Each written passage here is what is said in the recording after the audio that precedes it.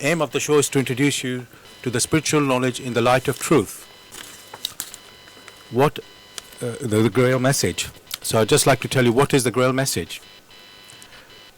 The grail message in the light of truth by Abdrushin is a spiritual knowledge of life. It offers an explanation of the world, a picture of creation on the basis of natural laws. Its lectures contain valuable basic elements as a help in life. For through the knowledge mediated, the reader is again brought closer to life and led back to God. The Grail message deals with important fundamental questions of life by explaining in a clear and logical way the automatic working of the laws of nature, the whole weaving of creation, allowing every process to be recognized and thereby the purpose of our whole life. It is directed at the individual and speaks to the innate experiences of the human being, their strengths and weaknesses. Thus, every reader has the opportunity to discover through the intuitive perception if what is stated is the truth. Combining with matter-of-fact reasoning, a complete world picture arises where there is no separation between the visible world and the great world beyond the five senses, nor any separation between scientific and religious striving for knowledge. I'd like to give you a couple of quotes from the author of the Grail message, Abdrushin. The hearer and reader of my lectures should always work within himself, keenly probing and building bridges from one lecture to the other, as well as out into the great and small world happenings. Only then will he be able to understand the Grail message and find that it gradually shapes itself into one complete whole, without leaving any gaps. Again and again, in all the happenings, the reader will come back to the basic features. He can explain everything without having to change even one single sentence. The word of the Grail message lives, so that it permits only those people who really carry the honest desire in their souls to find abundantly. All else is automatically rejected by it. For the arrogant and those who seek superficially, the message will remain the book with 7 seals. And I'd like to finish with you, give you one more quote from the author Abdrushin. I wish to fill the gaps which have so far always remained unanswered in the souls of men, and which never leave any serious thinker in peace, if he earnestly seeks for the truth. So, dear listeners, the topic for tonight is human rights and duties. And as a bit of my research, I went online onto Wikipedia and looked up human rights, and it's a long section here, but I'm going to try and what I'm going to do first is there's a human rights declaration by the UN in 1948, and I'm going to start with that. All human beings are born free and equal in dignity and rights. So I'll say that again. That's from the UN Declaration of Human Rights. All human beings are born free and equal in dignity and rights. And the idea of this was, the background of this, as you know, that we had had world wars up to this point, and the UN was there to make peace in the world. And every human being, well, it's sort of, in a way, it should be understood, but because of the horrific things that happened up to this point, it felt that they had to write something down to sort of guarantee or give protection to human rights. And obviously one of them is a freedom to speak, for your religion, and so on and so on. I'm not going to go into the list right now. Just want to make the point basically that these human rights came about, or not the first time, but it was established in this by the UN as well. So, Gregory, I want to start with our topic is human rights and duties, and I would like to start with human rights first. So, as I said, I quoted this from the UN. All human beings are born free and equal in dignity and rights. Looking at it from spiritual point of view, would you say that is a correct statement to say all human beings are born free and equal in dignity and rights? Well, thanks for that particular question. And like you said, the framework for these discussions is from a spiritual standpoint. So one will first examine every statement which you have made in terms of the spirit. The personality must be looked into, because what has been mentioned is just human beings and then human rights. Before one goes into human rights, there is the need to look at what is the core of being human, and what are the rights which automatically it has by being human. In the first instance, one has to go back looking at the origin of the personality, and then the subsequent development that made it human. And therefore, one will start talking about human rights. In accordance with the work in the Light of Truth, the Grail Message, from which we draw our experiences and discussions, the human, or the core of the human personality, is of spirit. One may say that this personality at the beginning was only a human, or a gem without responsibilities, a gem which was unconscious. In order to become conscious, it needed to travel out of its place where it then existed. And in gathering experiences, it matures, and that gem now develops gradually into human form. And as it progresses in its maturity, it becomes a human personality, or a human being, in which we have this human form the way we know it. So along the line, one must know that for the human personality that has not rested but has been continuous in its development, the human form is the basic form that it's necessary for it to mature. And along that line, there are features, there are the potentials, there are all sorts of properties that it has. It is those properties or features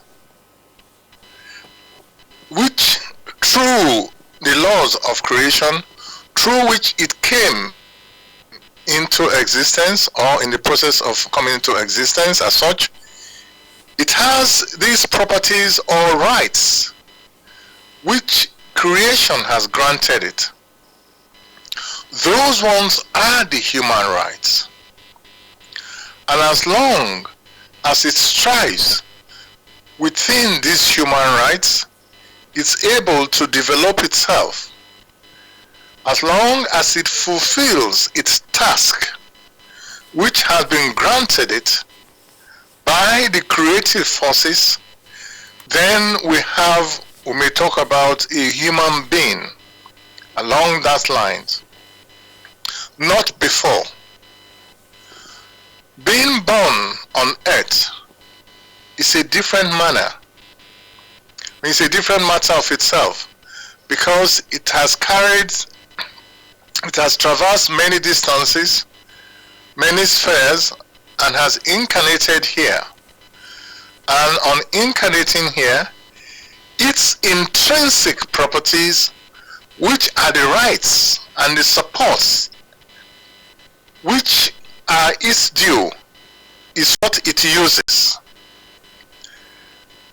In the process of becoming a human being, it must fulfill certain tasks. It is those tasks, when fulfilled, that grants it the rights for continuous maturity. So in the case of human rights, in which we are referring to the inner core, that is the human spirit, as long as it has fulfilled the tasks which has been granted to it, then it has the rights to continue to mature. So on the one hand, we have tasks which have been fulfilled. On the other hand, automatically we have the rights which has now been open to it, such that it may make use of those rights. Here on earth, things are viewed differently.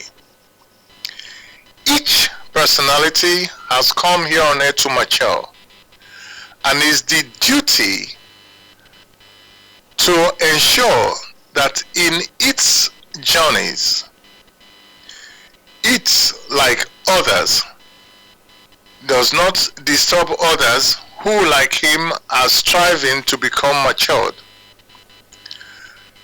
In that case, once it violates such rights, then it is bound to make atonement. So, briefly, on the one hand, we have the human tasks in the process of maturity, and in the fulfillment of this task, then, or one may call them human duties, in the fulfillment of these duties or tasks, you now have the rights which automatically it acquires along the way in order to continue to mature. Thank you for that, Gregory. If I understand you right, you can't have your human rights without doing the duties. They work together. You can't separate the duties from the rights. You sort of get the duties, you get your rights through your duties or through your tasks. By performing your tasks, then you have the rights as well. Or am I wrong? Well, you are very right, because only when you have fulfilled your duties will you now have the rights to progress to the next stage. A very simple example is that even in school, only when you have passed at one stage will you have the right to move forward. It doesn't automatically, say whether you have fulfilled that rights or not, that or not, you get pushed on. A very simple example is only when you have breathed in can you breathe out. These have to be balanced. So one cannot go without the other. Now, when I started my question, I quoted this Universal Declaration of Human Rights from the UN, which is, all human beings are born free and equal in dignity and rights. So if we can now sort of look at that more closely, because now you have given the background of, from the spiritual standpoint. So I know this is UN rights are earthly rights, but since we are on the earth, in a sense, we have to make sense of that. So let's break it up. So all human beings are born free. How would you? Is that correct to say that spiritually, that all human beings are born free? Well, it might seem so if everything is restricted to the earth. But if one has to go back to the inner core of man, which is the human spirit, and with it we also discuss, we talk about the human soul. By human soul, one is talking about the covering that it has acquired, it has cultivated along the line. The inner core, which is the spirit, wears different gowns or different bodies. Now, the sort of bodies it wears depends on how he had lived, or he or she has lived in the past. Therein lies whether that person is born free or not born free.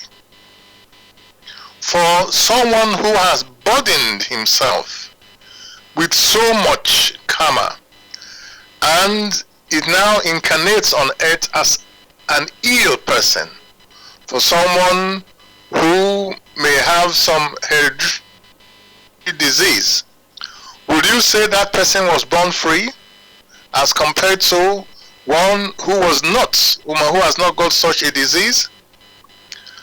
Therefore, there is the need to look at what lies beyond the earthly.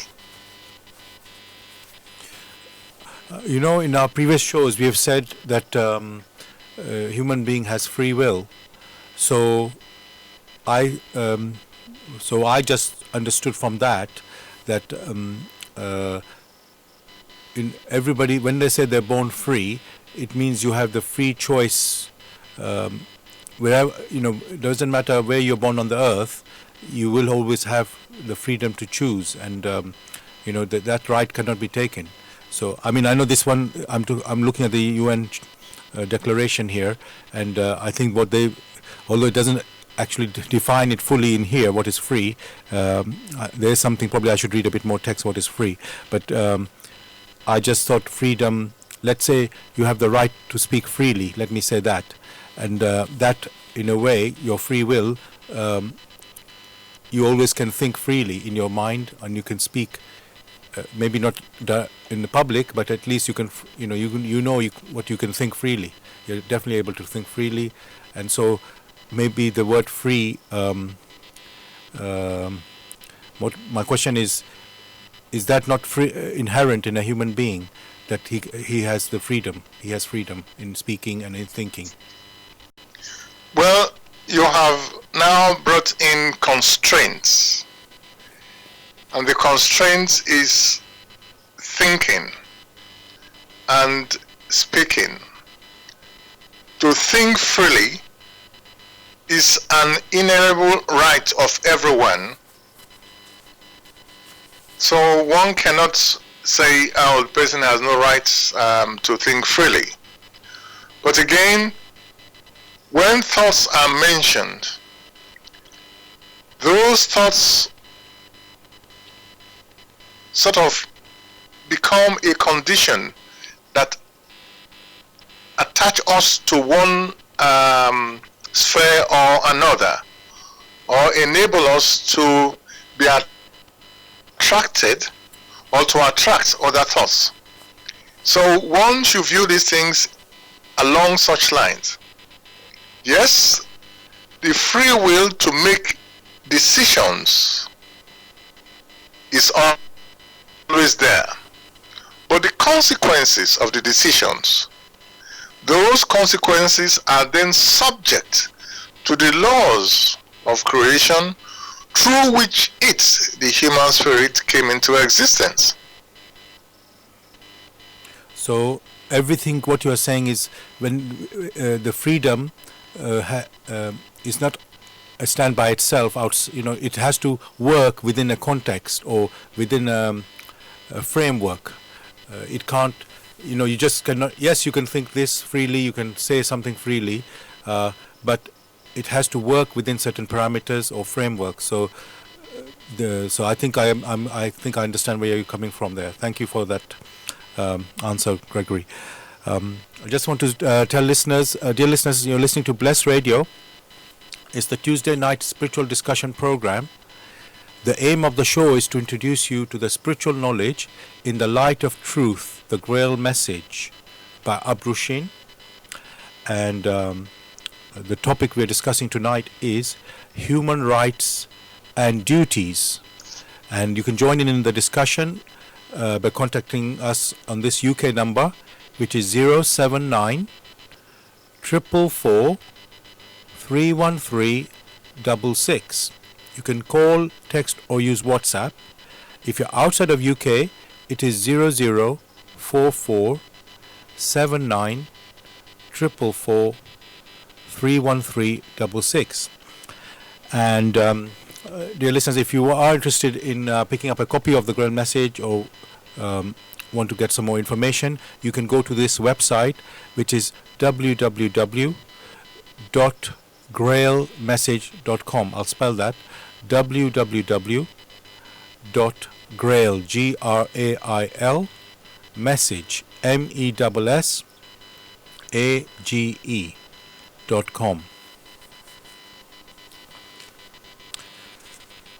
Thank you, Gregory, for, we discussed now sort of human rights, and we've set the background, basically, of what is human rights and the duties that are, or tasks that are associated with being human. The other part of that declaration that I read was, I'll just repeat it again for listeners, all human beings are born, this is the Declaration of Human Rights by the UN, by the way, in 1948. It was said, all human beings are born free and equal in dignity and rights. So, next part I want to look at, Gregory, is, are all human beings born equal? And this one says equal in dignity and rights. So, I think let's just look at the word equal in terms of ability, maybe, I know this one is referring to dignity. And that's, of course, how people should be respected. But I think let's just first examine, in the point of human rights, equal rights. So, are human beings born equal? That's my question. One can understand the anxiety at that time with regards to the UN. When it is said all human beings are born equal, all one needs to do is to examine the statement very carefully. There are some human beings who, without much effort, are able to sing very well. There are others who cannot do so. There are some who, by their blood radiation, are able to see more about the human spirit or the human soul. There are others who are unable to do so. So the question is, where does equality comes in? Human spirits have their innate capabilities based on how they themselves have used their free will. And when they incarnate here on earth, that is when they are born, they bring along the totality of the maturity they had acquired. So the statement that all human beings are born equal, that equality may only be applied to being born. But as to the innate capabilities, these are very different. So one can also say about animals, they are born equal. You can say human beings are born equal. But if they are referring to the innate capabilities, that has never been equal. Thank you for that. Now, up to this point, we haven't said about, let's say, things that, let's say, God gives man rights or duties, and we've talked about the laws of creation and so on. So, just first to go into this point, are we saying that the God is the creator and He's the one who, let's say, has some expectation of the human being, that he has to do some duties and tasks, and if so, what are these tasks? The key thing one should realize in this case is that each personality or each human spirit has been granted a right of free will. And how the human spirit uses its free will varies from one earth life to another, or in its maturity, even in the beyond. That is what now brings the responsibilities that it must bear. The Creator has no need to run after any human spirit, for it has already granted it that which it needs for it to mature, and has also granted it the power that it needs to mature, in the sense of continuous power or continuous energy in wandering from one sphere of existence to another sphere of existence. And if it follows the laid down rules on how it should progress, then it might, or is definitely need to arrive home as a self-conscious human spirit, where it will participate in the joys and the happiness that abounds in that sphere. But all this depends on how it uses its own free will, which has been granted to it. That has been the gift that it needs to use. How it uses it is a different matter of itself. That may be the only right that the human spirit has. So one may talk then of human rights. Whether it's able to use that free will to mature in such a sense as to go back home as a self-conscious human spirit is a different discussion altogether.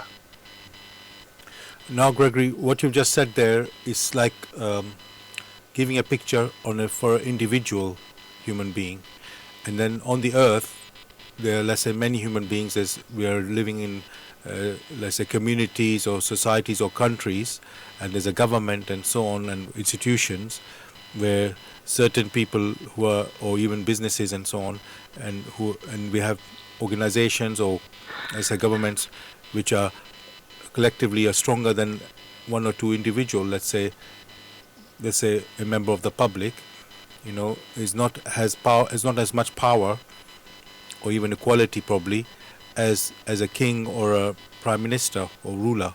So my question on that would be,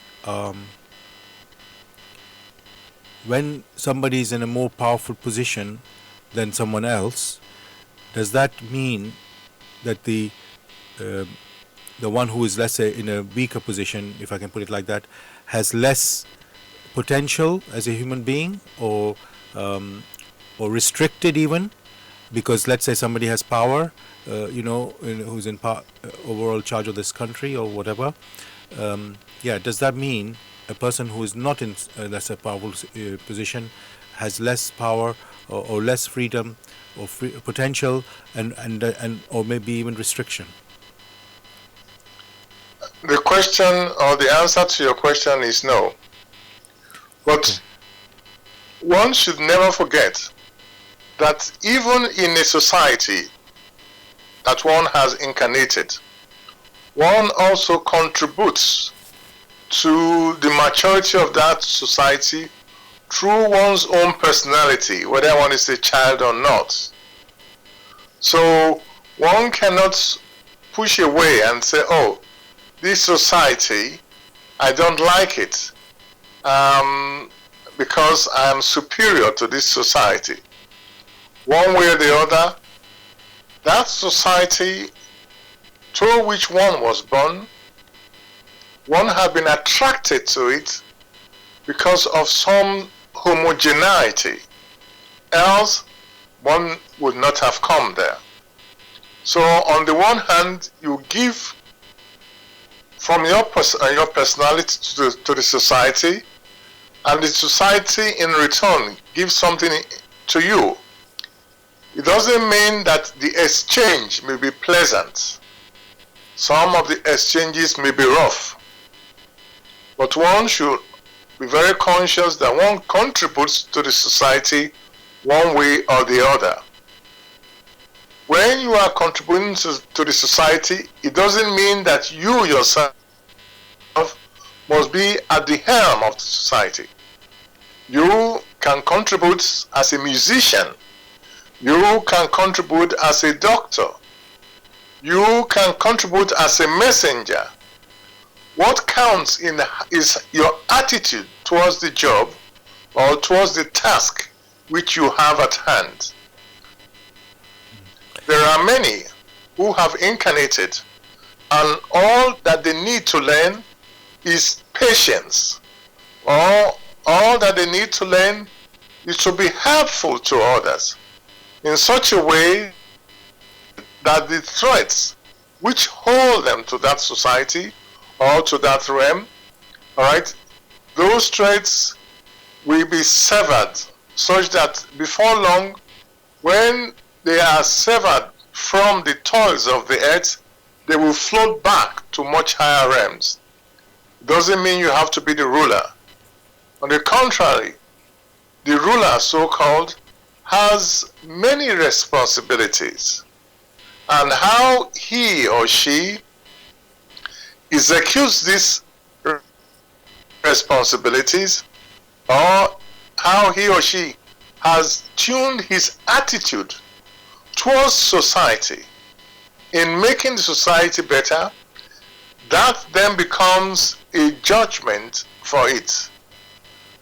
If, in being at the helm of affairs, it strives to ensure that things are done judiciously, such that everyone or every sphere of the society swings harmoniously, then the returns, the blessings, the thanksgiving that wells out from the hearts of the constituents of that society help to elevate it. If, on the other hand, it rules like a dictator and he doesn't listen to any advice but wants to exterminate many, then before long he won't be here forever. The time will come when he has to sever himself, or conditions will abound that will ensure that it severs itself from the earth. Then it had to now face the consequences of the activities it has brought into being. Thank you for that, Gregory. I want to look at, we're talking about this UN Declaration about Human Rights, about man being born free, and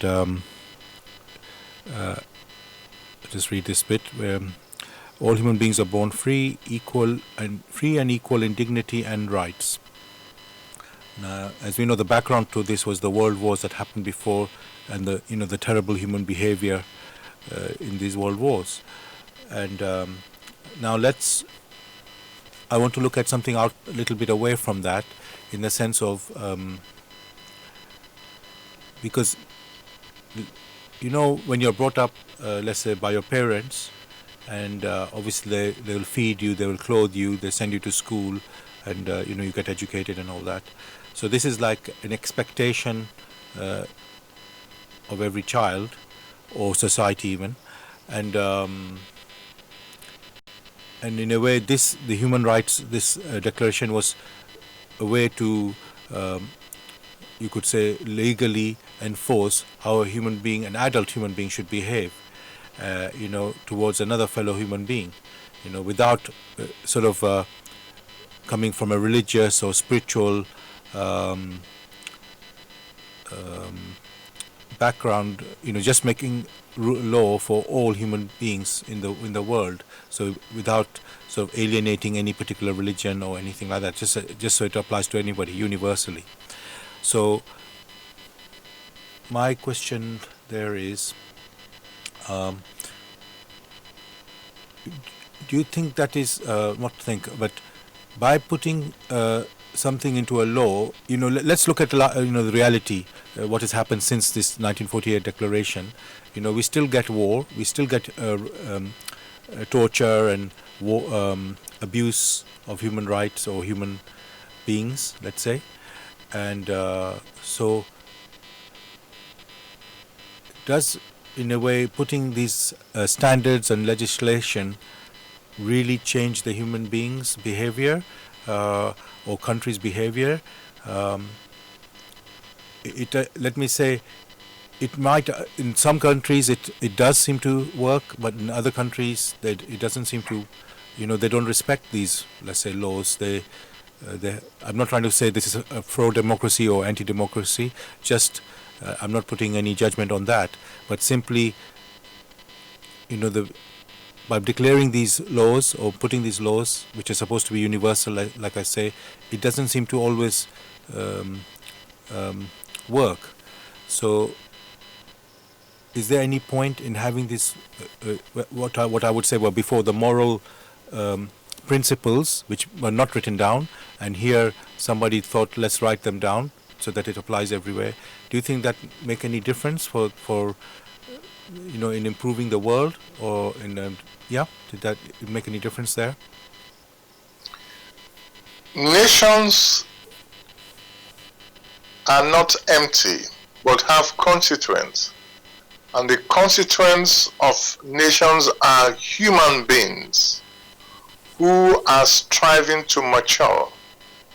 The more matured the constituent, that means the human spirit on the average, the more mature the nation is, and therefore the more improved are the rules and the laws which they now have put in place to govern them for the overall good. Yes, it is necessary, because human spirits realize they are not perfect, but may tend towards perfection depending on their innate abilities, and move from one little stage to another.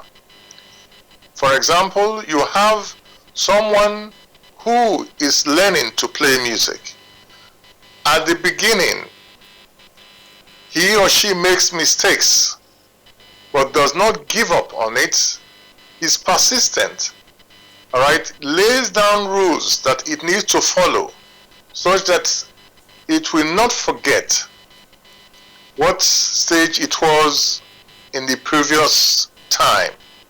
So these rules are helpful to the human spirit or to the personality in getting from one little stage to another little stage. So one cannot throw them away and say, oh, because many people do not observe them, therefore they are of no use. They are helpful, although the human spirit matures in bits. Take, for instance, here on earth, you have in order to live in a society, we have traffic laws. Some people obey the traffic laws, some don't. You might as well say, oh, there are no traffic laws in heaven, or there are no traffic laws in the beyond. Therefore, why should I obey the traffic laws here? Those laws have been put in place to ensure that wherever you have a mass of people and they have to move from one place to the other, these things are done in such an orderly fashion. So one cannot say because some people do not obey the traffic laws, they should not be there. Else, one might as well go and say, okay, fair enough, in a place like London, remove all the traffic lights. Don't put anything there. Let people do as they like. And then one may learn the necessary lesson. What one is saying here, these rules are there for the common good. They may not be perfect, but they can be improved upon. Thank you, Gregory, for answering that in such a beautiful picture, which is not only clear, but it's so obvious that that it can only be this way. Otherwise, as you say, well, you didn't say the word chaos, but chaos would happen if these things were not there. So thank you for that.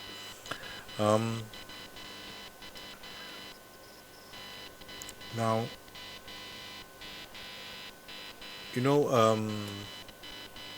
so another thing is that, which I mentioned a bit earlier about, parents bringing up children, and so, a child, obviously, he needs support to grow, and as I say, schooling and clothing, and also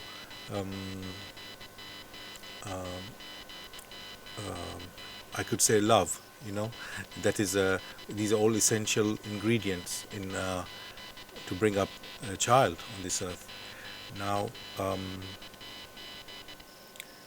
as I say, we've talked about the rules, and again, these things, in some countries there would be compulsory to go to school and compulsory to a parent to look after the child and so on. Other places it may not be so, but everybody does it. So my question is,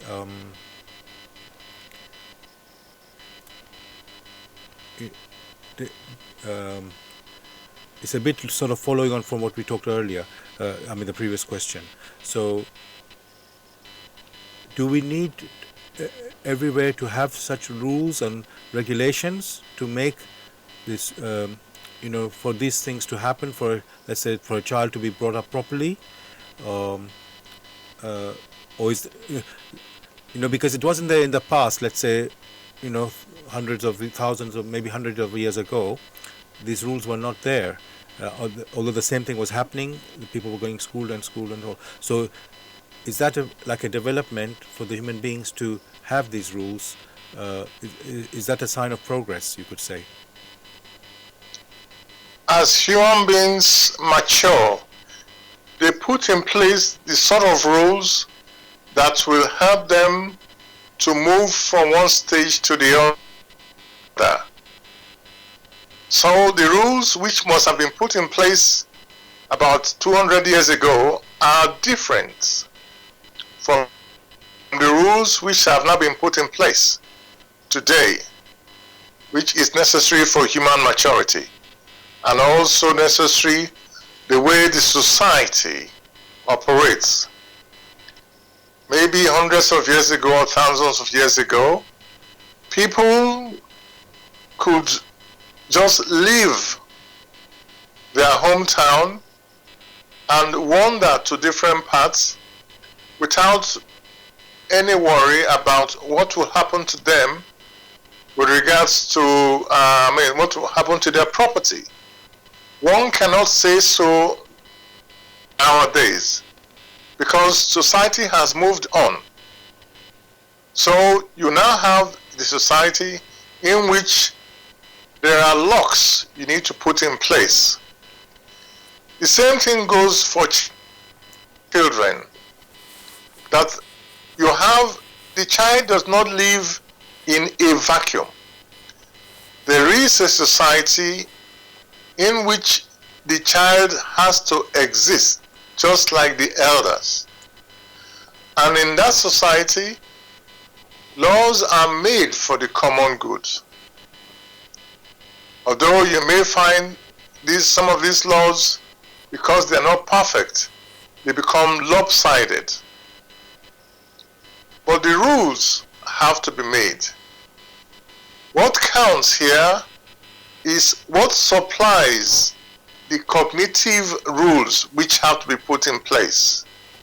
As long as these rules have developed out of the human intuition, then you will find in most cases they will be in harmony with the laws of creation through which they themselves have matured as human spirit. If, however, the rules are static and highly intellectual, it therefore means we do not have fresh air which comes from out of the human intuition in the improvement of the way things are supposed to be. Then those rules now look repressive. Rules are not static, they are dynamic, depending on the society. Rules are not perfect. The only perfect rules which do not change in time, which are invariant in time, are the laws of creation through which the human spirit also came into existence. But the human laws have to mature depending on the human beings that have brought this into existence. The same thing can be said of music. You will find that as human beings mature, the sort of music they listen to varies. The sort of music which tends to give them so much strength in appreciation. The same thing also happens to the rules which help to govern the society. As long as most of these things gradually spring from the human intuition, then we have a scenario where things are much better than they were in the past. Thank you for that. I'm thinking about work and workers' rights and things that basically you must, let's say you work for a company and there's a contract where you do a certain number of hours and you produce what I want to look at here is there's a contract, and this is like the obviously I know this is earthly, but I want to look at also from different human beings. So let's say 5 people are working in the same job in the same company doing the same job. Let's say they're office clerks, something like this, and then one of them, he loves the job so much, it's not about money that he's only working. He puts all his effort into it to give a brilliant service to his boss or customers, and another person is just doing that job simply to earn the money. He really is doesn't really enjoy it, but just to earn the money, and of course he gets the same money as the one who loves it. So. And of course, as I said, they both have the same contract. And I was giving 5 different people, in fact, in this example. So let's just look at the category of these 2 type of people. Let's say 2 employees here. Now, so my question on this is, so as I say, looking at from the earthly point of view, there's 2 human beings working in this company doing the same job. One is enjoying and sort of loving and providing brilliant service. The other one is, you could say, going through the motions and not a bad person, but that he's not doing his hours or not providing the service, but he's not the same, you know, excited as the other one. And so looking at that from a spiritual point of view, would you say these two people, one is fulfilling their task and duty, and the other one, I know the word duty may not apply in an employee situation, but let's call it that it is a duty because but let's call it a duty because you're doing a task in it, and the other one, like I say, is not so doing it in that let's say in a passionate way. So as I say, I'm not looking from the earthly standpoint here about getting the money out of it, that they get the same money. It's not about that so much, but how what's my question? So my question is, should a person should we look at the attitude of a person when we employ somebody and to offer them a job and or to let's say reward them? Should we look at it like this?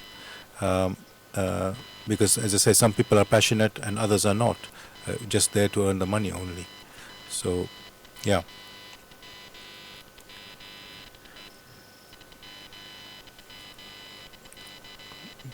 Gregory, are you still there? Any task or job is an opportunity. How the human spirit performs the task or responds to the challenges of this task varies. There are some who respond to the challenges of this task only in an intellectual way.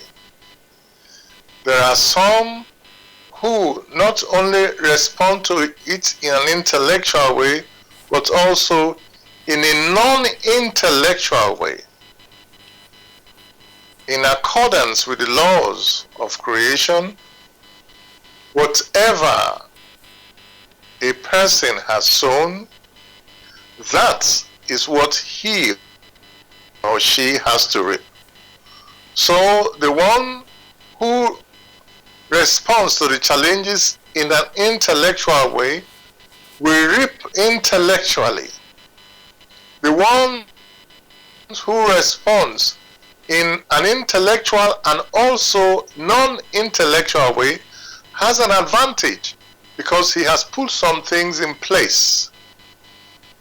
So he or she has sown that which will outlive that of the intellect. So one may now decide which one is much better. Can I just ask you to say what is the non-intellectual way? What you mean by that? When one is referring to non-intellectual, one is talking about the soul or the spirit. So one who works in a more spiritual way also fulfill the task in an earthly way. So in doing that, he or she sets into motion many forces, not only the intellectual force, but also the non-intellectual forces, which bring in more benefit. These benefits are most likely to be spiritual benefits because his or her attitude to work is that of loyalty, is that of fulfillment, and is done in joy rather than in drops. Thank you for that, Gregory. Dear listeners, you're listening to the Tuesday night spiritual discussion program on Bless Radio. The aim of the show is to introduce you to the spiritual knowledge in the light of truth, the Grail message by Abrushin. And the topic we are discussing tonight is human rights and duties. We'd love you to join us with any questions or comments. The number to contact us here in UK, it is 079 444 313 These came back from a search. So apologies for that, listeners. So yes, just to repeat that number, it's 079 444 31366. You can call, text, or use WhatsApp. And if you're outside of UK, it is 0044 79 What do you mean? 31366. And you can, as I say, you can call, text, or use WhatsApp. And if you're interested to know more about the Grail message or get a copy of the Grail message, you can go to this website, which is www.grailmessage.com. I'll spell that. www.grail, Grail, message, MESSAGE.com. Gregory, you've been talking about the laws of creation, and you've sort of been explaining how they work, and I think it would be very appropriate for the listeners to hear what these laws are, because as you said, these laws are the ones that brought us into existence, and anything we do, we talked about our tasks and our duties, and and the rights that we get are, let's say, in a way controlled or brought about through these laws of creation. So if you could please tell us what these laws are. Well, we have a scenario in which all activities of man are conditioned by these laws of nature or laws of creation. One must add very clearly that one has mentioned the tokens does not mean that that becomes so-called gospel truth. Whatever each person hears, one has to examine thoroughly such that he or she becomes personally convinced, not because it was mentioned somewhere. For in the process of examining things rigorously and resolutely, one has energy. That means there is constant motion. Motion is a law in creation, which motion cannot be stopped, whether it's here on earth or hereafter. However, within this motion, this incessant motion, for the human being or the human spirit is always in motion. There is no rest, but sometimes relative rest. One is dragged to one place or the other.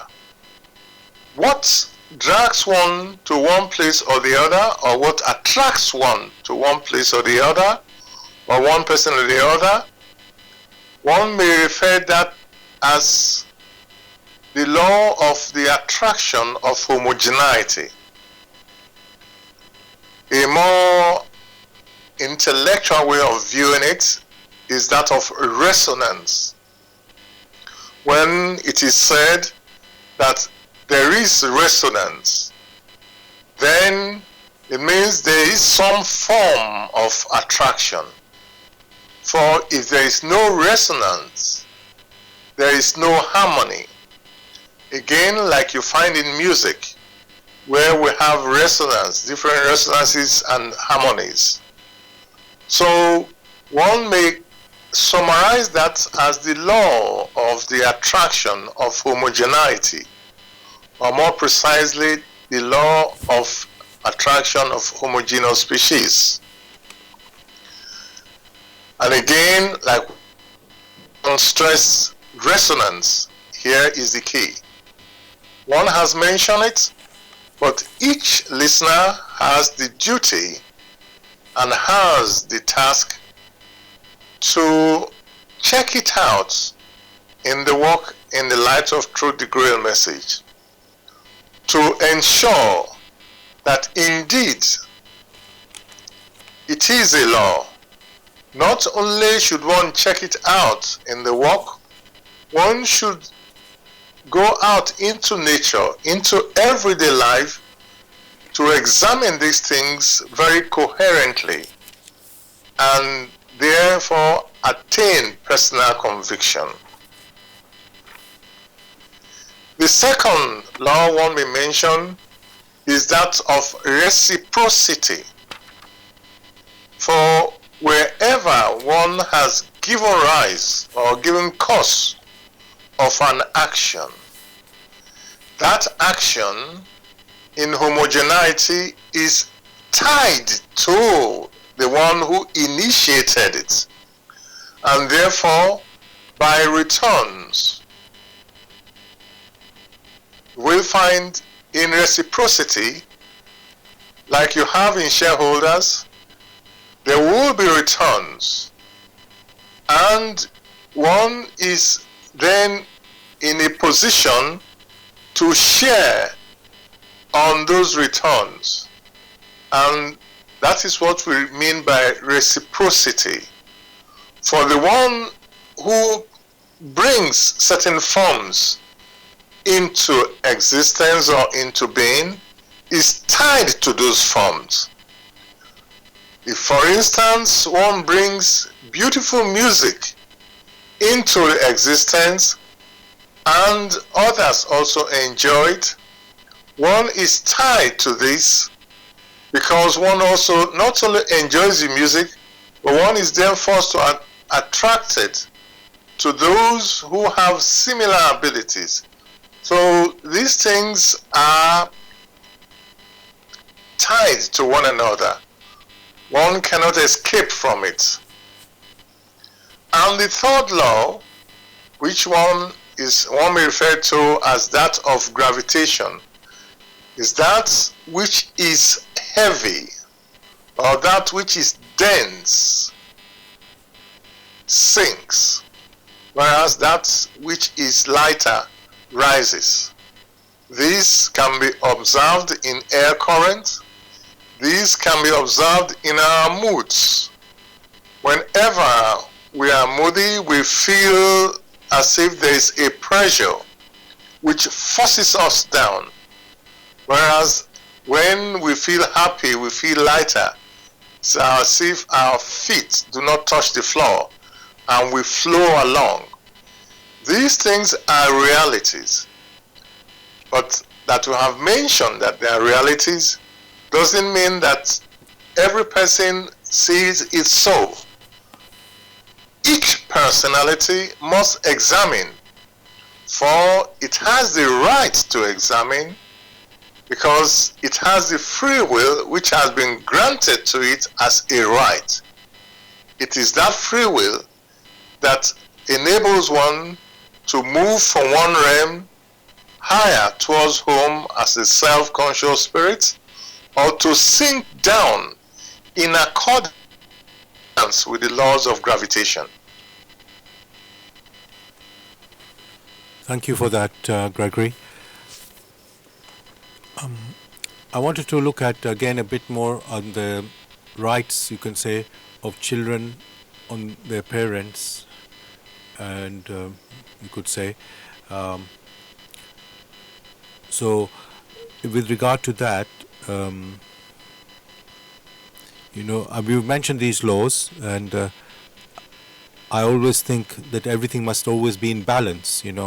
So let's say looking at this question about parents and children, the children are, let's say, parents have to look after their children because the children themselves are helpless to do anything themselves, and you could say the parents make a lot of sacrifice to bring up the children, sometimes so much that at the extent of their own health, or let's call it their health and well-being, and they give their life to that pretty much, at least in the early days, let's say, and or early years, and So I was going to ask you really, and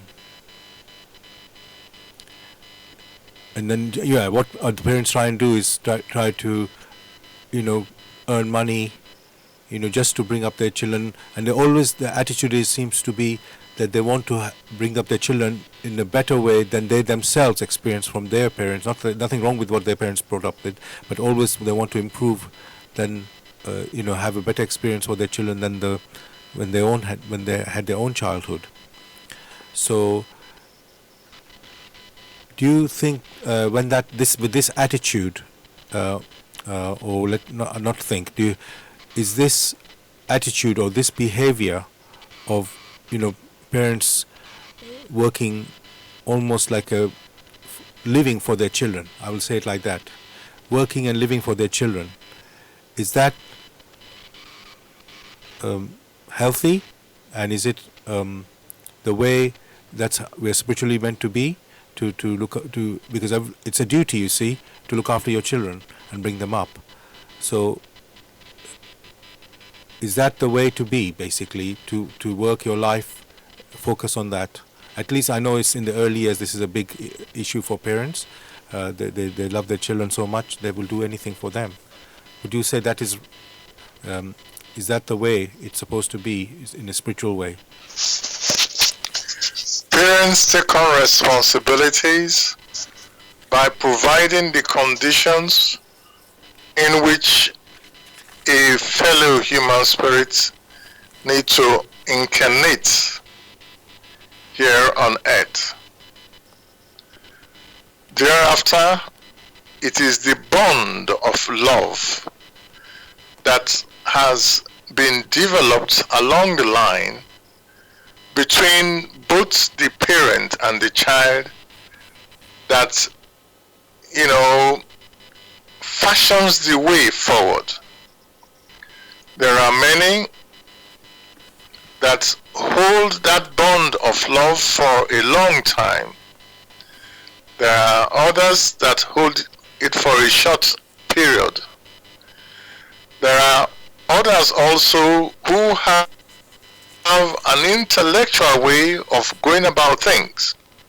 Of course, it's good to make provisions for children, but the provisions should not be made at the cost of the health of the child or of the parent.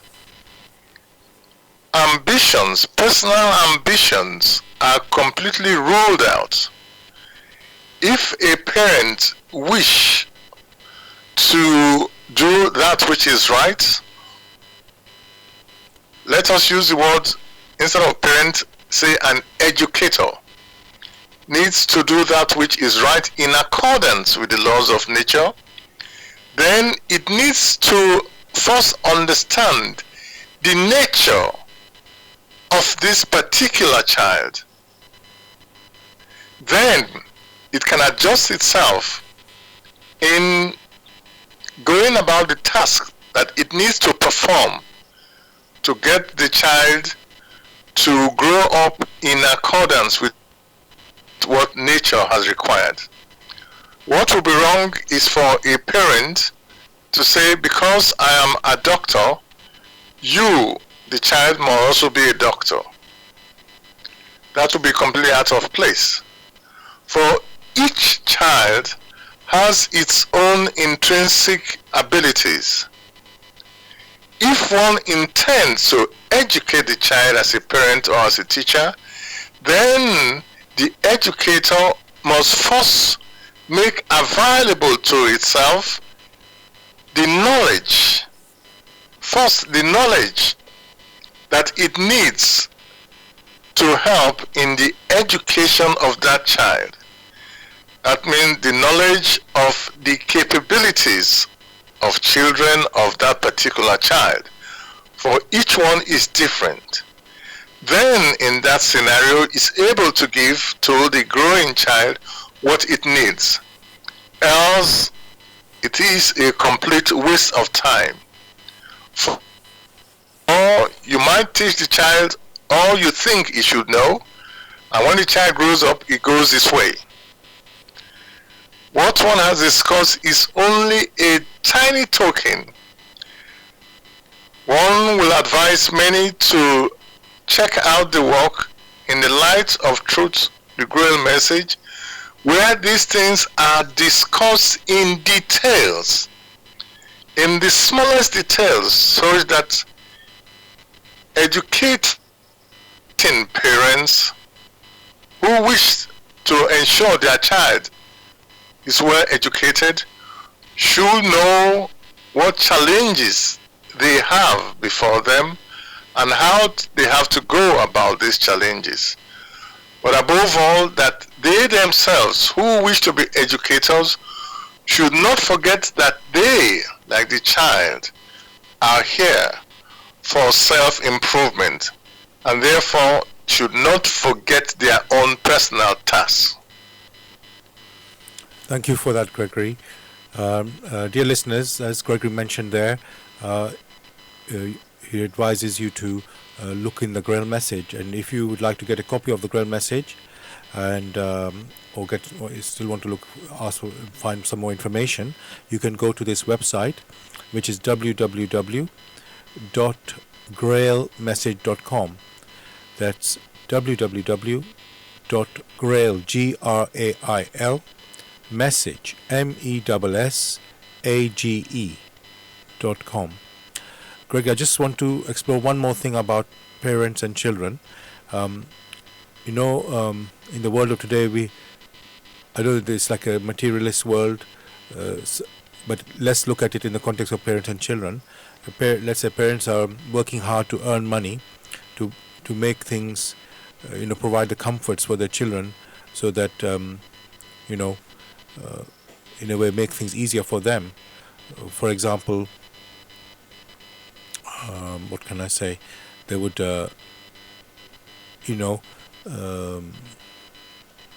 this may not be the ideal one that I would like to pick on, but obviously children have to go to school, and then they get transported, let's say in a car, or they get, let's say a few benefits, you can say, where life is just made easier for them, and the parents just keep wanting to make things much how can I say, just things that, let's say, the parents, like I said earlier, the parents didn't have in their life when they were young, they now provided for the children, and maybe the children start taking these things for granted, and even expect that from their parents. So is that this sort of support, you can say, if I can use that word, is that a wise thing to bring up children like this, where they get used to certain things, and because maybe as they grow up later and adults, and they have to do things themselves, and maybe they don't realize how hard the world out there is.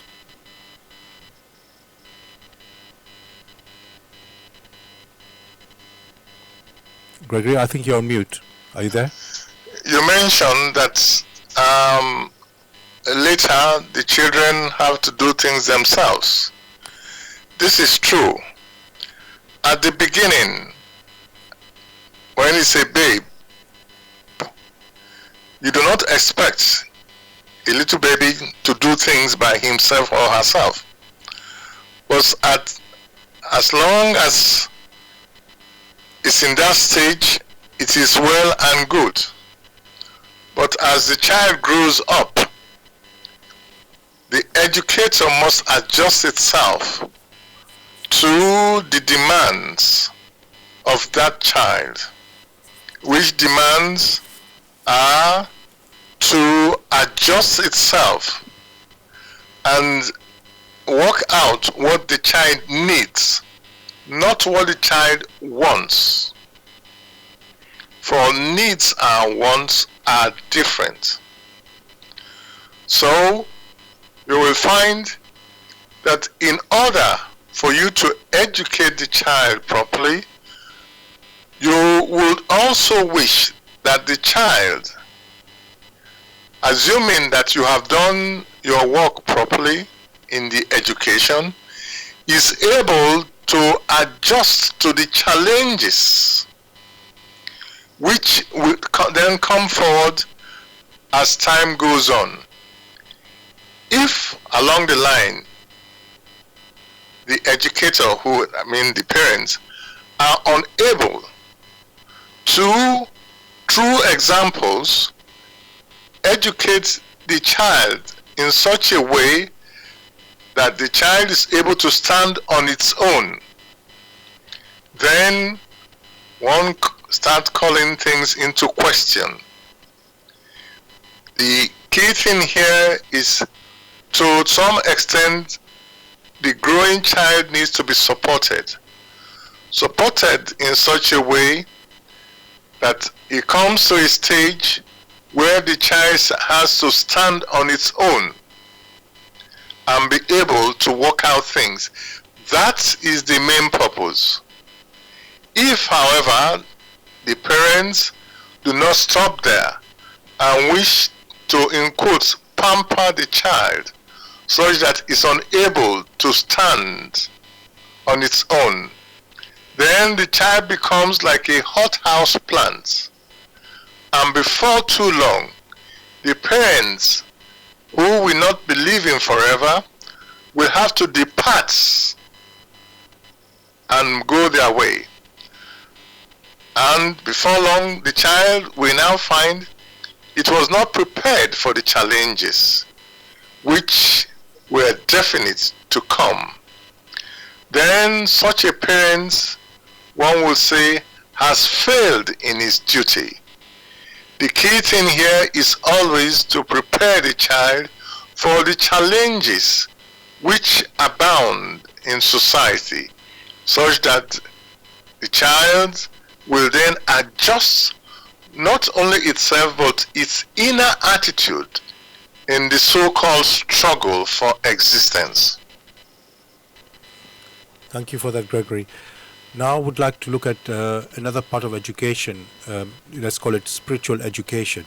When the parents are bringing up their children, let's say in most cases you would expect or see that the children will be brought up in the same teaching or religion as the parents. And here with the Grail message, we keep emphasizing everybody's an individual and needs to examine everything. So is it right to educate children, and I will say indoctrinate your children, or the parents indoctrinating their children in the same belief or teaching that they follow, because that's in a way not allowing this child to discover himself what he or she is what he or she wants in their own spiritual development. It's and it could be that they could be set in a particular, they could be prejudiced in their, once you've been brought up, let's say educated in this religious teaching, whichever one it is, they could be indoctrinated in one teaching, and then let's say you just follow that, and you don't get to know about, let's say, other teachings, which maybe when the child grows up thinks that maybe actually that's what I want to be, I want to follow that, or I want to discover that. So is it right basically for people to be, let's say, brought up by specific spiritual teaching of the parents? In the first case, one has to look very carefully when the word spiritual is mentioned. Spirituality has nothing to do with religion. Spirituality has everything to do with one's inner intuition in striving to follow the laws of creation through which one has come into existence. Only what the human spirit has examined rigorously, only that it may call its own, because it knows the in and the out of it. Whatever the spirit has not examined, that the spirit cannot really take as its own. One can use a very simple example that when you have children in the primary school and certain religious beliefs are hammered into them, they just follow because they don't want to give offense. The same thing happens when they get into the secondary education. But once they have the opportunity of examining for themselves, all those things which have been so-called hammered into them are thrown away because they have not made these things their own. They haven't passed these things through their intuition to examine, to find out whether these things are in accordance to their Creator's will. Therefore, they lack the necessary experience. And what is expected in return, they also lack. Because you cannot give what you yourself do not have. They lack the inner stability which comes from personal examination. Whereas if the parents were wise, or the educators were wise, they themselves would first have examined these things which they want to impact to others. But they lack that necessary inner movement in examination. And therein lies the catastrophe that is bound to follow. For the only way you can ensure that your children then listen to you is to force them to imbibe things which intrinsically make no sense to them. This is what happens in many a religion.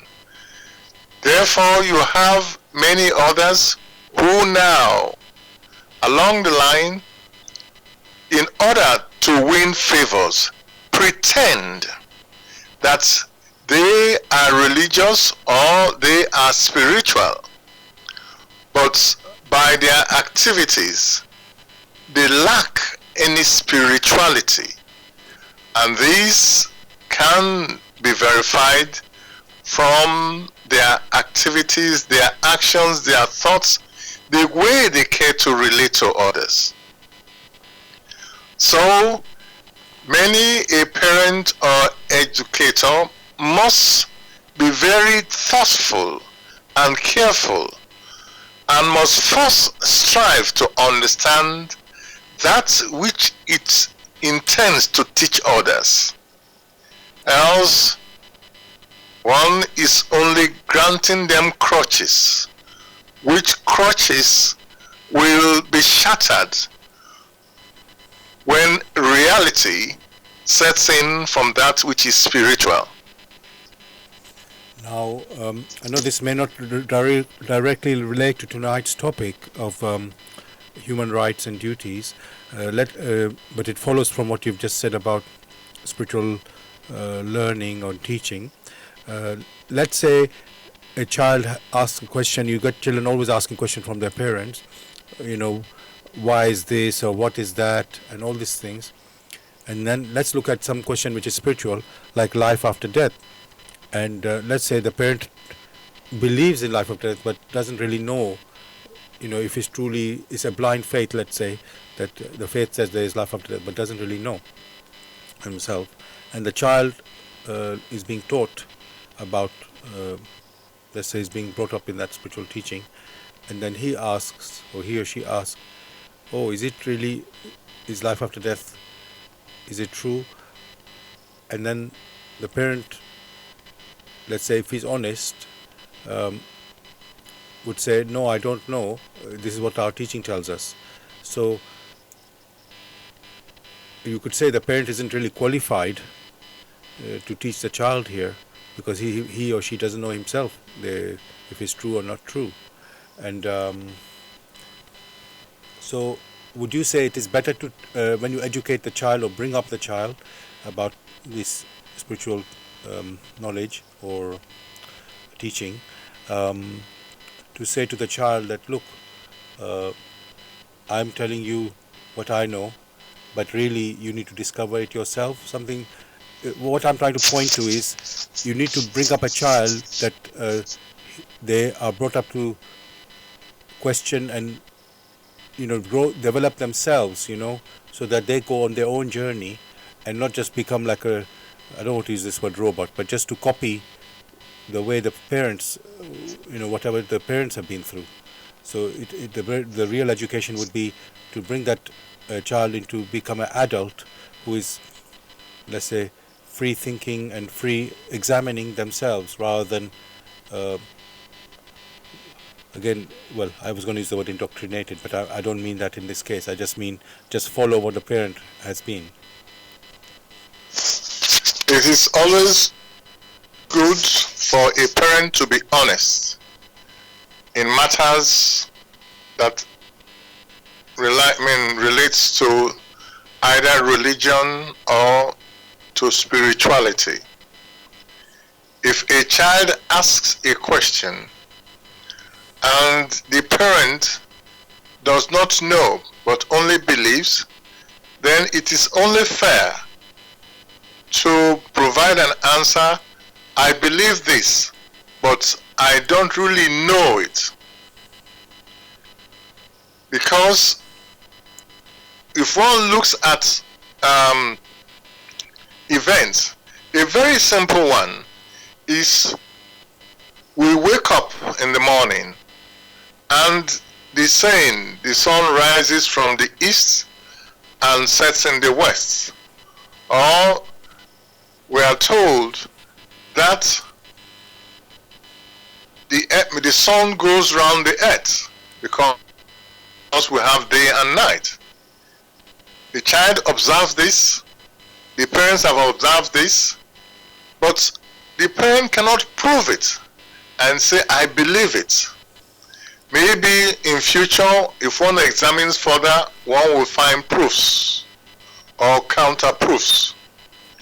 That is a much better position, because it then prompts the child to examine further. Whether it's able to find a solution or not depends on the fervor that the child has built in itself in striving to find the sort of solution it needs for personal conviction.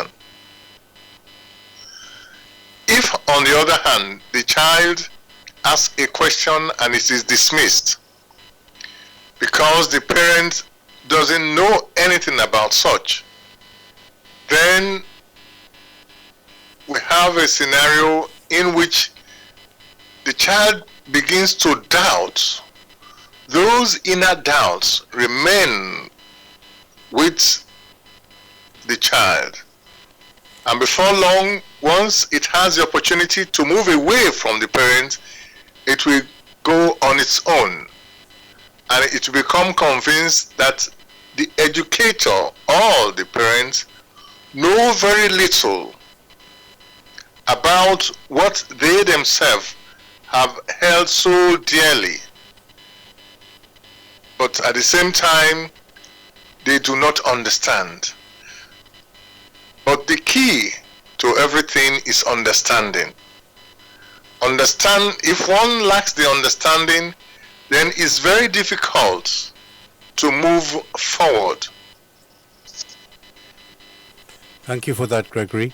Now, another thing I would like to explore, we've talked about human duties and human rights, but is there any difference for women and men that, let's talk about human rights and then duties maybe. So for women and men, is there any difference between, let's say, human rights, women's rights and men's rights, and then let's look at that, and then maybe we look at together, and also the duties of men and duties of women. Is there any differences there.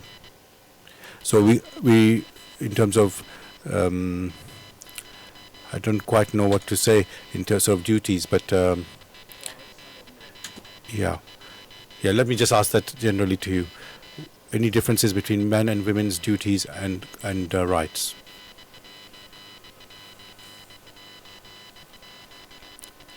As with everything, you said men, and then you said also women. From what we observe in nature, in order to be able to move forward, for the continuity of a race, for the continuity of a people, the man and the woman, their activities are complementary in order to form a whole. Therein lies the sort of tasks that the man has and the sort of task that the woman has.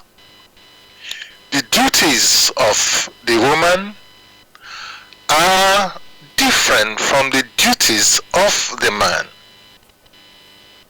For when you look at it, the man is unable to carry a child for months, whereas the woman can. The task of the woman is that are much lighter, are more intuitive by her nature, whereas the task of the man, they are more earthly, they are rougher than that of the woman. But in their combined activities, they act as a whole. They complement and support each other. Thank you for that. Now, this might sound a bit silly. And what about different races and or even classes, or the people who are doing different social classes? Would you say, so let's say people in power, do they have extra duty than the ones who have less responsibility? And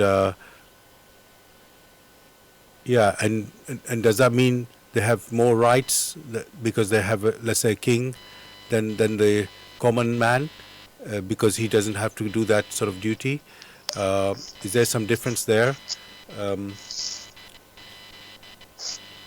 One may look at, in these matters, may look at an orchestra in which there are different instruments with people that are played by people of different abilities. To have the music harmonious, beautiful, we have different aspects. And these different aspects, or these different notes, are being played by different people. That does not make one note inferior to the other, but as a whole, it forms a hymn, which hymn is to the glory of him or her who granted the possibilities for such wonderful music to be played. So in a society, there are people with different abilities. It is how they use these abilities. It is the attitude. It is the fervor they imbue in these activities that counts.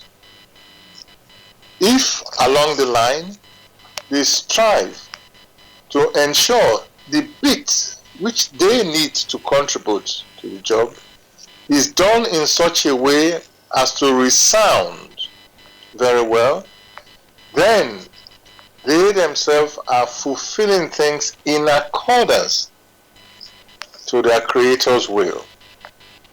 One should not expect all the people in a band or in an orchestra to be playing the same instrument.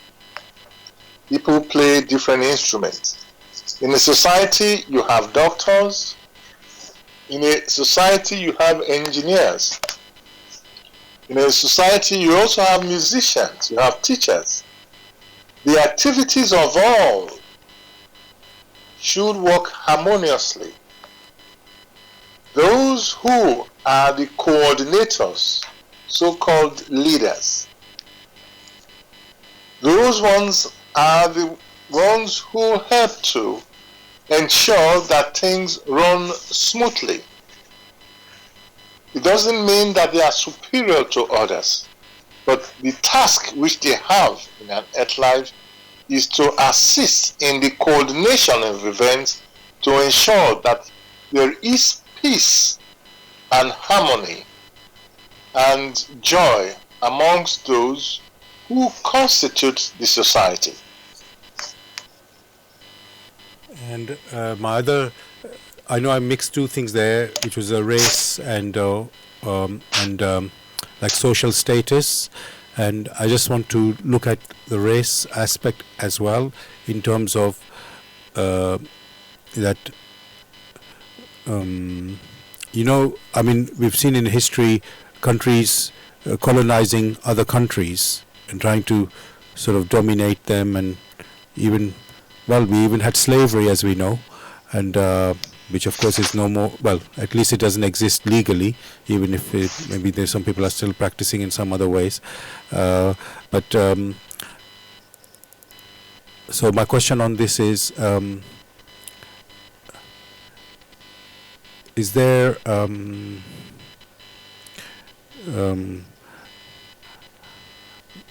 I mean, would each race or each peoples are meant to stand by themselves, or are they other peoples can come and sort of I don't want to use this word dominate, but I can't seem to think of, because that's unfortunately what seems to happen when one people tries to, rather than work with this, you know, it's like one country has to invade another. They don't seem to want to work together just through trading. They need to somehow dominate another people. So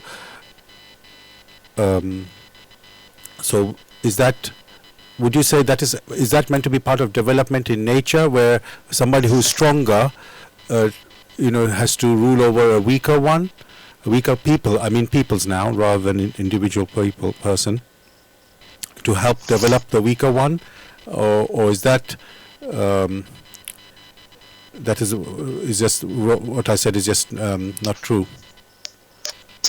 When you say the person who is stronger in what sense? In moral conviction, in strong in the sense that it, the human spirit, or the peoples obey the laws of creation in such a way that they won't disturb others who, like them, are striving to acquire experience. Is that what made them stronger? If indeed they are stronger, then they should realize that there was a time when they were at a certain stage. You would not say, because, in quotes, you have a child. For now, you seem stronger than the child. But before long, that child's abilities will come to the fore. And if you had tried to oppress your child, you will find before long it will respond in such a way that will put you to shame.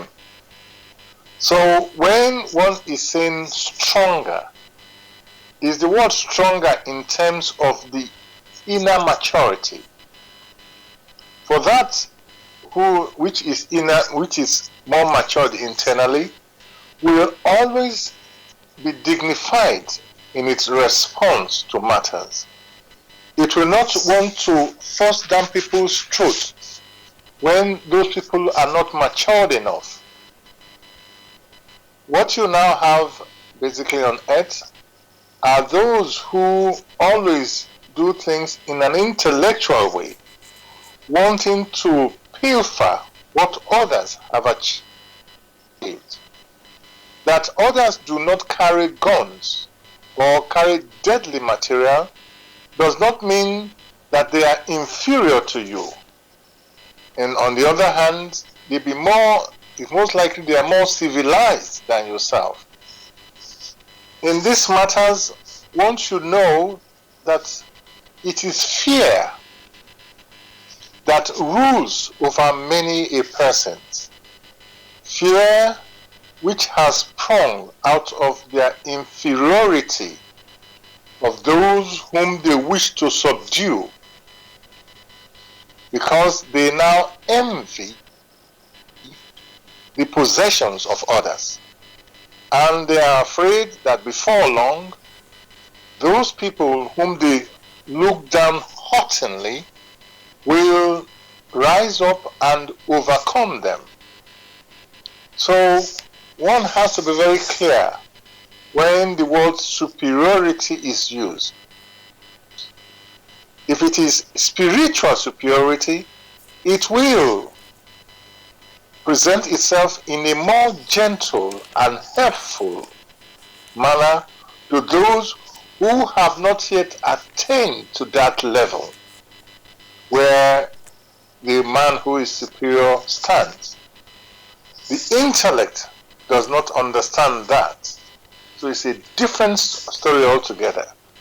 So one has to differentiate between that which is spiritual and that which is intellectual. That which is spiritual manifests in a more gentle, in a more considerate way, and in a furthering way in helping all to rise to that level, because it knows that, like himself, men have risen from out of paradise as an unconscious spirit gem and are here to experience and mature. And it's only helpful that when you find someone from your hometown, unconditionally you want to help.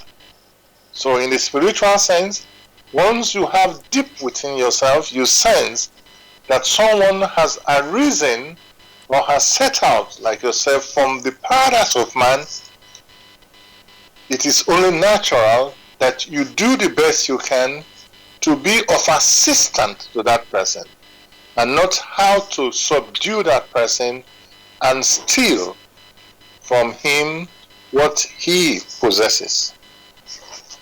Thank you for that, Gregory, for illustrating that, with the examples you gave. What I want to say as a follow-on from that, question to follow on from that, like you say, some people are mature, or people are mature, some are not so mature.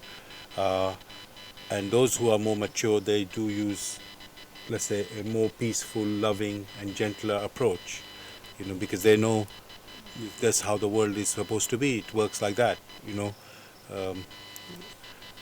you say, what you sow you shall reap. Now those others, but we live in, let's say, in this real world with a mixture of the all variety of human beings exist here, or peoples exist, and let's say those who are not of the way of love and justice and to the gentler approach, who don't follow that, does it mean that the ones who do, who are more mature and want to do the gentler approach and the love and justice, can they, let's say those people, can they actually succeed working with such people who do not, want to do that? They do not have the same standard, let's say like that. Not to put somebody lower, but simply, let's say you have the standard where you want to do everything with love, justice and peace and a gentle approach, and there's another group of people who are not, who are the harsh and, let's say not too caring about their fellow human beings. So can the one who is more mature or more loving work with such people who are not? And because it'll be a constant battle, what I can see, and maybe there can never be the peace, because or you can never be successful working with such people. So yeah, so is it possible to work with somebody who you're not having the same standards with them? There are standards, but there are also superior standards. The one who sets a standard has set that standard in accordance with his own maturity. He himself or herself must know there are others with higher standards. Just as those of higher standard did not force, did not coerce, did not punish him to come to a higher standard, which higher standard only means to be more spiritual in one's activity, to be more circumspect in one's activity, to use one's intuition in one's activity. Those are higher standards. And yet, the person with the higher standard did not inflict pain on those whom he has seen have lower standard. Yet, the one who has the lower standard, because of their intellectuality, now inflicts pain on others. The question one should ask, what will be the returns? For it is well known that ignorance of the law is not an excuse. For the returns definitely will come. But we must know that the way things are such that it is what you have that you can give to others. What you do not have, you cannot give. If one has no patience, one cannot grant patience. If one has no love, one cannot give love. By patience and love and persistence, one is referring to spiritual qualities, not intellectual qualities, because one intellectually feels stronger than another. One has to now sort of suppress that person. Whenever you have this talk of superiority, one expects the superiority to manifest in a spiritual form, in the ways the person who claims superiority responds to others who do not yet have as much knowledge as they have spiritually.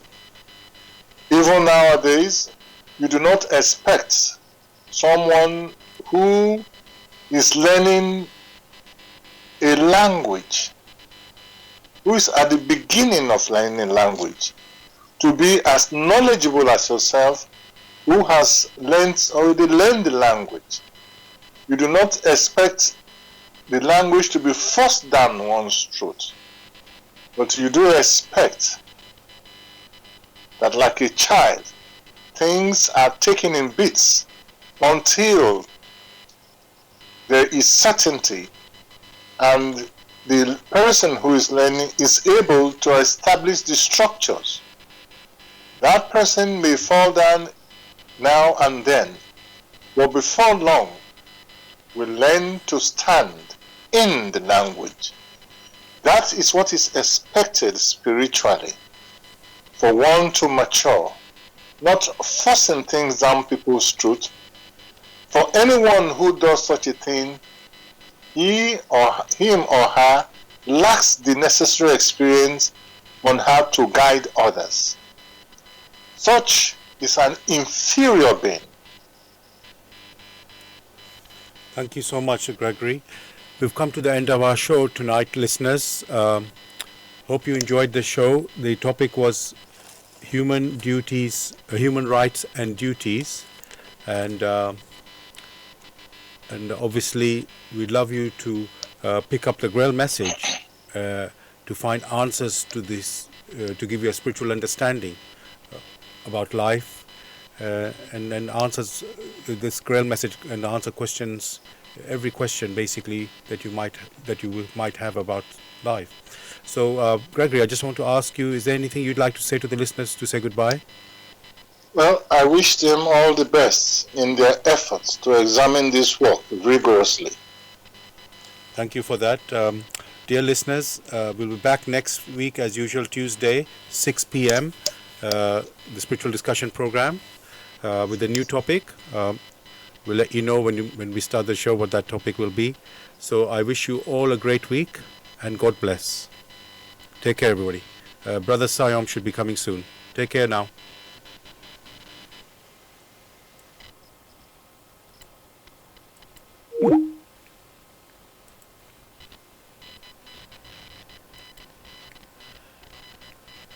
Okay.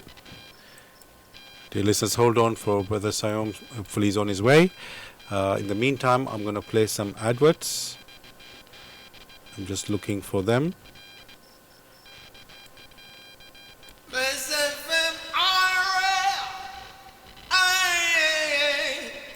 No cigarette smoking in my room. I Stephen Marley. Bless FM radio, play good. Them a wonder how bless radio do this. I see them come with tongue. Future prophet tell them we locks get longer. He then heart it on it. Bless radio, you don't know. Put the good music. Play them. African people, if we would like to own our own schools, our own businesses, our own community development and skill centers, our own banqueting suites, police our own communities, and stop knife and gun crimes, give £1 or more per week